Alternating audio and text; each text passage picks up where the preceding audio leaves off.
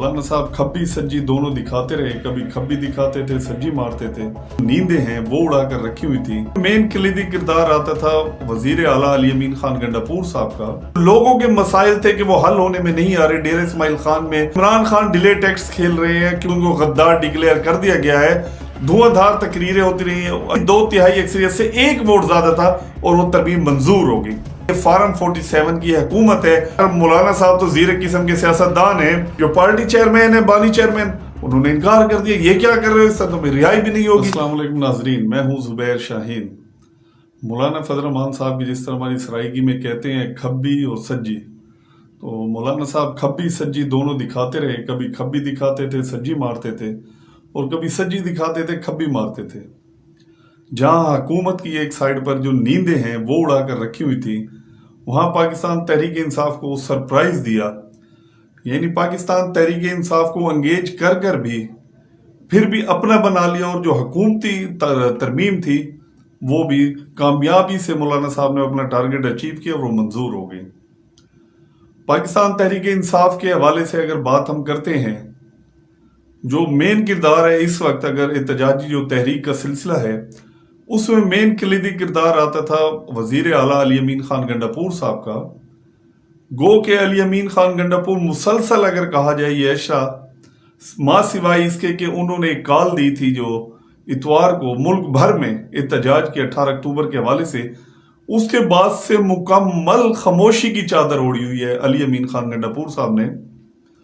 डेरा इस्माइल खान में उनका तकरीबन 5 रोज का बताया जाता था। जब वो आए थे, कुछ पार्टी मामलात की वजह से, पार्टी प्रेशर है, जो आईनी तरामीम है उसके हवाले से, फिर एहतजाज वगैरह के हवाले से भी कहा जाता था पेशावर में शायद पब्लिक उस तरह जो अदम एतमाद का इजहार कर रही है मुख्तलिफ पार्टी लीडरों पर, उसमें एक अली अमीन खान का नाम भी आता है कारकुनान की सतह पर, उस वजह से भी वो डेरा इस्माइल खान आए। दूसरा ये कि डेरा इस्माइल खान उनका बाई इंतखाबी हल्का भी है, अपना शहर भी है, तो डेरा इस्माइल खान के भी जो मामलात हैं पार्टी सतह पर इंतहाई इख्तलाफात का शिकार थे, और लोगों के मसाइल थे कि वो हल होने में नहीं आ रहे। डेरा इस्माइल खान में लॉ एंड ऑर्डर की सिचुएशन थी वो इंतहाई खराब।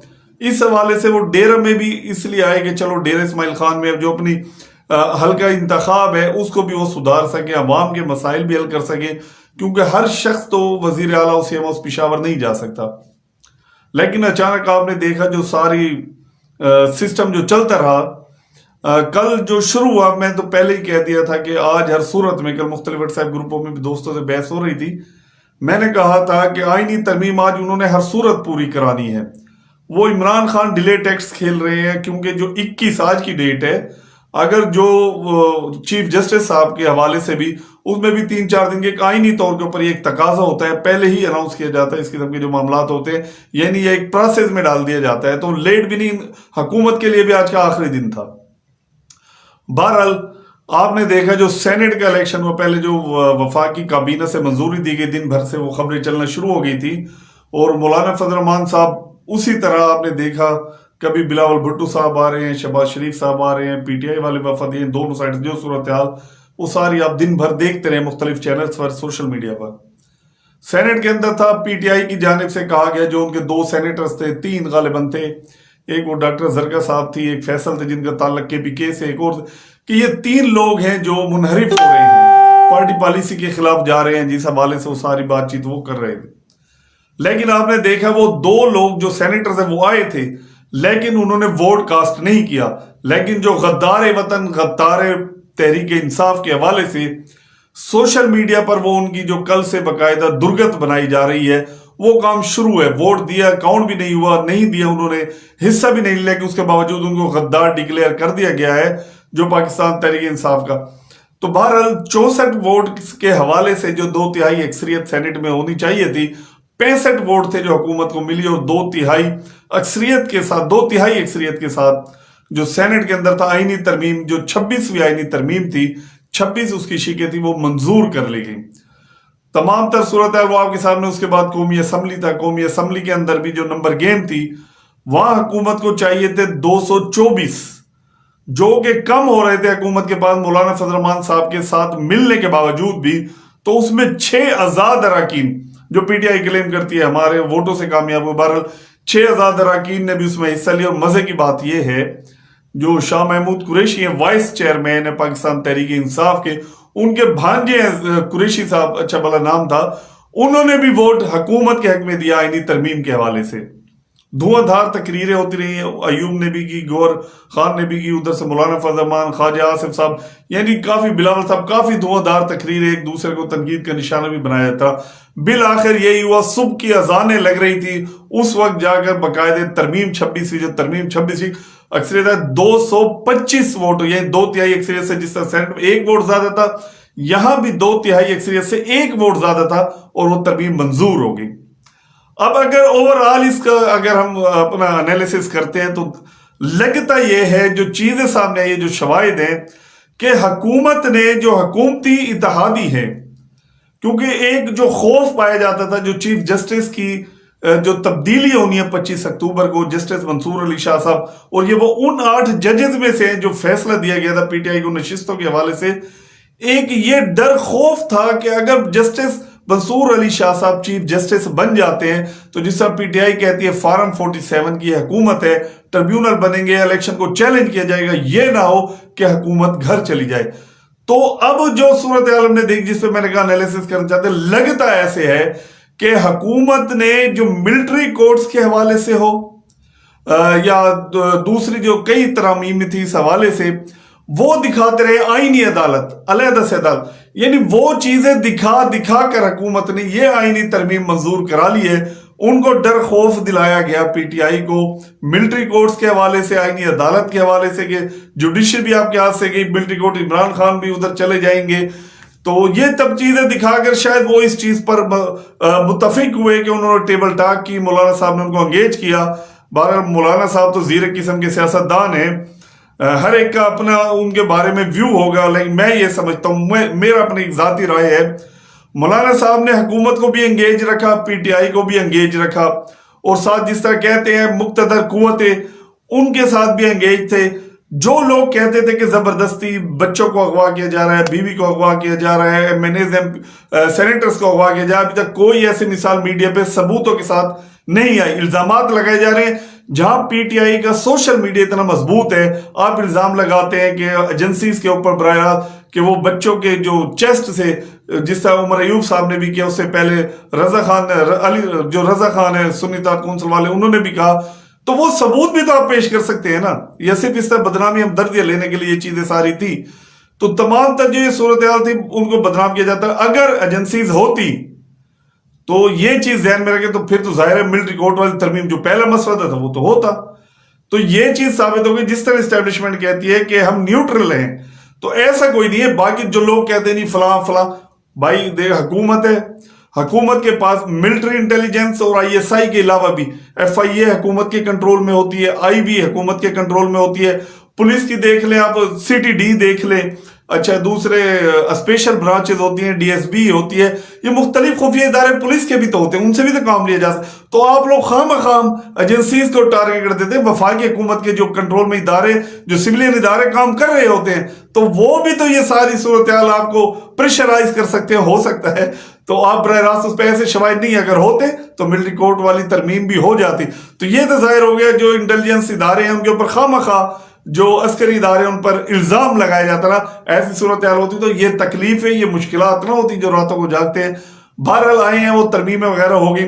تو مولانا صاحب نے جو سب سے بڑا کردار رہا فضل الرحمان صاحب کا، ایک تو یہ ہے کہ دیکھیں جس طرح میں کہا ملٹری کورٹ سے وہ جس طرح کہتے ہیں جو کالے ناک کے دانت توڑ دیے، وہ دانت کون سے؟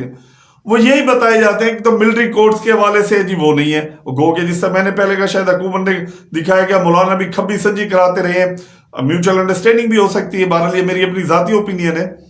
دوسری سائڈ پہ آئینی عدالت والا، اس کے اوپر پی ٹی آئی کو خوش کیا، راضی ہو گئی۔ پی ٹی آئی تو مسودے پر بھی راضی تھی مولانا فضل مانگ رہا ہے کہ کیونکہ جو پارٹی چیئرمین ہے، بانی چیئرمین، انہوں نے انکار کر دیا، یہ کیا کر رہے ہو، اس طرح تو میں رہائی بھی نہیں ہوگی، مشکلات یہ جو چیز بھی ساری صورتحال آپ کے سامنے ہے۔ تو مولانا فضل الرحمان صاحب نے بڑا ہی اچھا کردار ادا کرتے ہوئے پی ٹی آئی کو انگیج بھی کیا، پی ٹی آئی کو خوش بھی کیا، اور جو مستقبل میں جو خوف ہے، جو مستقبل میں سوشل میڈیا سے کہ آپس میں جمعیت کو اور تحریک انصاف کو سوشل میڈیا ٹکرائے گا، گو کہ ابھی ہفتہ 10 دن نہ ٹکرائے، لیکن وہی پرانی جو ماضی کی صورت ہے وہ آپ کے سامنے آ جائے گی۔ تو اس حوالے سے مولانا فضل الرحمان نے کہا ان کی قیادت نے خود تسلیم کیا. ایون عمران خان صاحب نے بھی مولانا کے کردار کو سراہا.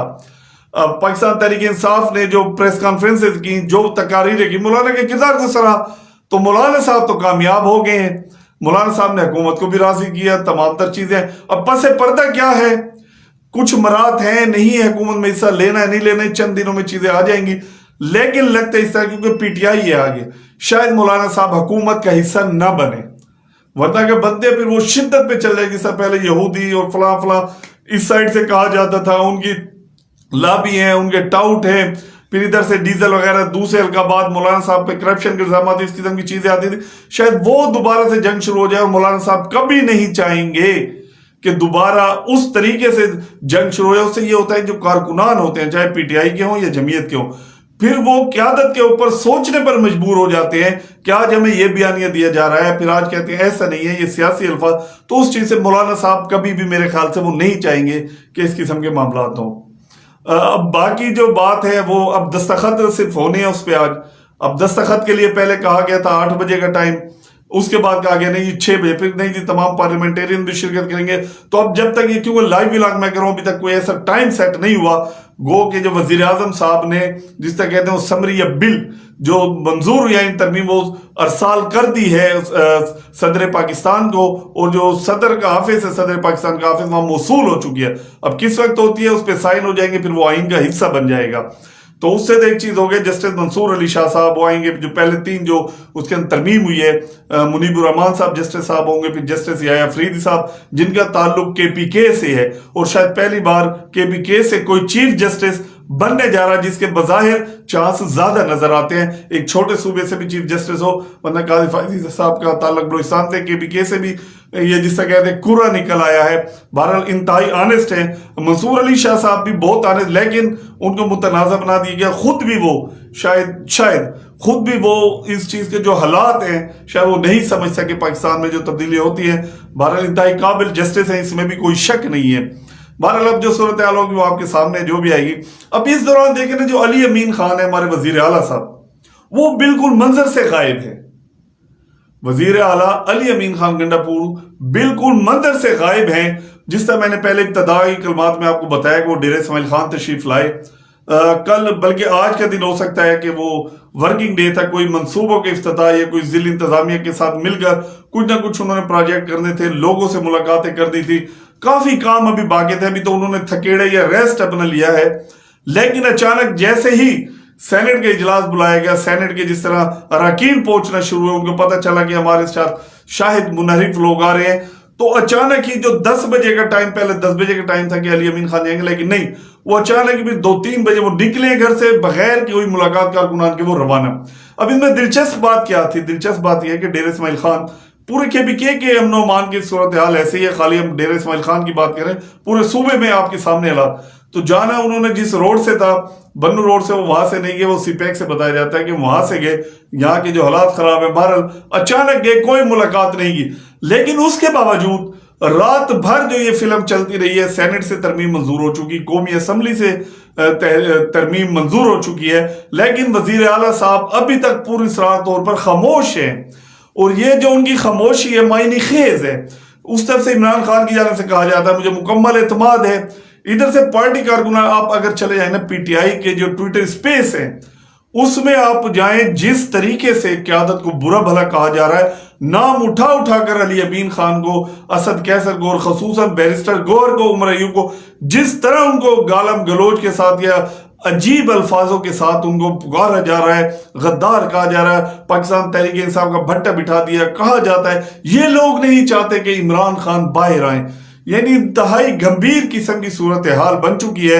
اور ابھی بھی پاکستان تحریک انصاف اس ہوپ میں ہے کہ شاید وکلاء باہر نکلیں گے اس حوالے سے. جب دستخط پر بل ہو جائیں گے صدر پاکستان کے، پارٹی بھی نکلے گی، پھر دوبارہ ڈی چوک کے حوالے سے تیاری کریں گے. لیکن جس سے کہتے ہیں دلی دورست، کچھ ذرائع ہمیں یہ بھی بتاتے ہیں یا شہر اقتدار میں کچھ ایسی ہوائیں چل رہی ہیں کہ ترمیم تک کچھ نہ کچھ جو ابھی ڈھیلا ہاتھ تھا، یہ ڈنڈا چل رہا تھا، صرف اس پہ چلا جو ڈی چوک پر آ رہے ہیں. اوورآل جو ڈنڈا چلنا ہے یا جو نرمی ہے، مزید اب سختیاں ہو جائیں گی، کیونکہ یہ ترمیم والا جو معاملہ تھا، تلوار لٹک رہی تھی جوڈیشری کے حوالے سے، اب وہ جو مسئلے مسائل ہیں وہ ختم ہو گئے ہیں. یعنی جیسے مولانا صاحب نے کہا وہ समझ से बाहर है। वो कौन सी बात थी जो दांत निकाल दी, जुडिशरी के निकाल दी है या मिलिट्री कोर्ट्स के हवाले से। मैंने जिस तरह खब्बी दिखाई है और सज्जी मारी, सज्जी दिखाई खब्बी मारी, और तीनों तरफ से मौलाना फजल रहमान साहब ने अपने आप को सेफ रखते हुए जो गेम खेली और अपनी जमात को भी सेफ रखा। और बल्कि यहां तक भी कहा जाता है जो उनके सेनेटर हैं वो अपनी मर्जी से थे, कोई उठाए नहीं, कि प्रेशर बिल्ड करने के लिए। एक मौलाना साहब पुराने सियासतदान हैं और पाकिस्तान की सियासत को बखूबी जानते हैं, कैसे उतार चढ़ाव, कहां प्रेशर गेम करनी होती है, कहां क्या, वो बेहतर समझते हैं। तो अब ये सारी जो सूरत हाल है, अभी वो देखते हैं कि अली अमीन खान गंडापुर क्या देते हैं, कॉल नहीं देते।